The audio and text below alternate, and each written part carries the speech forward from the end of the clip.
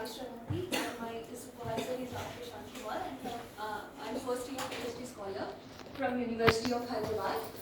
And it's my attempt to taste the essence of the conference, and my interested area is sustainable investment, investors' behavior. So hope I'll get more inputs from your end. So these are the keywords in my title. First thing is nudge. From Taylor and Sunstein 2008, nudge is an aspect of the choice architecture that modifies the behavior of the people without forbidding any options or without changing any economic incentives. And today the world's environment is facing a lot of problems like pollution and and this pollution is in turn causing a lot of problems to the wildlife, nature and people as well. So sustainable investment plays a key role in mitigating these issues. What exactly the sustainable investment is? It is also called as socially responsible investment. It is allocating of financial resources which aligns with the ESG criteria and also seeking a positive long-lasting impact on the society and as well as the environment. And when it comes to the literature gap, there are many conceptual papers that deals with what are the different nudges that will have an impact on the investor behavior as well. But there are few empirical papers that actually conducted the experiments and proved these.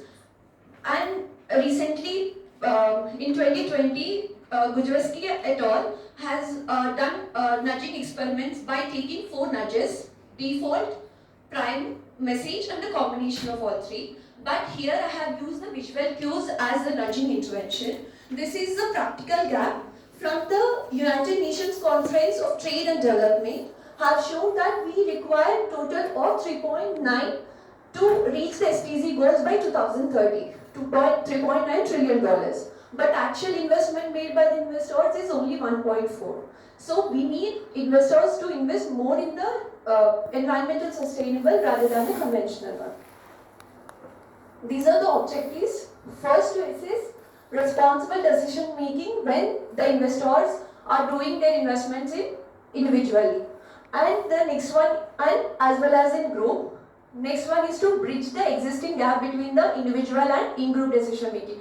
For example, if I ask how many of you are not really using your plastic bags, right? If in group we are raising our hands and we will say that I won't use plastic bags. But when I run the questionnaire individually, maybe the opinion alters, right? So I want to test that. And third is to provide some sustainable strategies implementing nudging interventions for policymakers as well as the business people. These are the hypotheses. When the people are making decisions individually, they tend towards gains more, and when they are in public, they tend towards moral decisions because of the peer pressure or loss of their fame and all. And nudging, I want to test whether nudging strategies like visual cues or emotions has really an impact on the people. This is the sample size. And I have taken the convenience sampling, and the people who, one of my friends who are really into the stock market or into the investment kind of thing.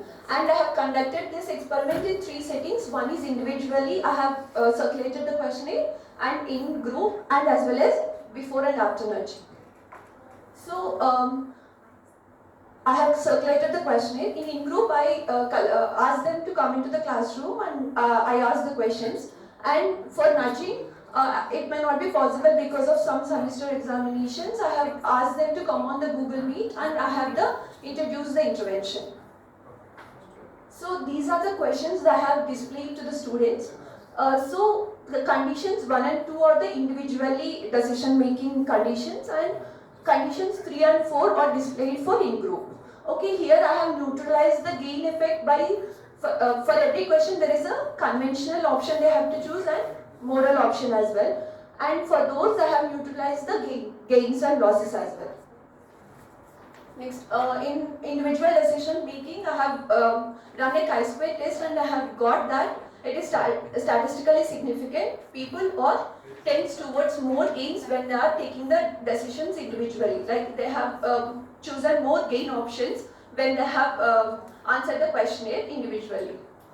when I ask them to come to the classroom and give their decisions because of loss of fame or because to be express themselves as more ethical and moral persons, they have chosen the moral options and they have changes their previous options.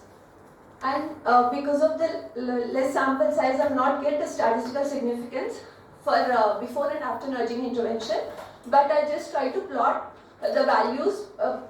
Some of the people after the intervention has changed their options from non-conventional to conventional options to more sustainable options. Generalizability and context-specific nudging I have used because I have targeting the students, so I have used the context-specific nudging, and these are all almost I have assessed the short-term impacts only. In long run, may or may not they have nudged towards the better sustainable options.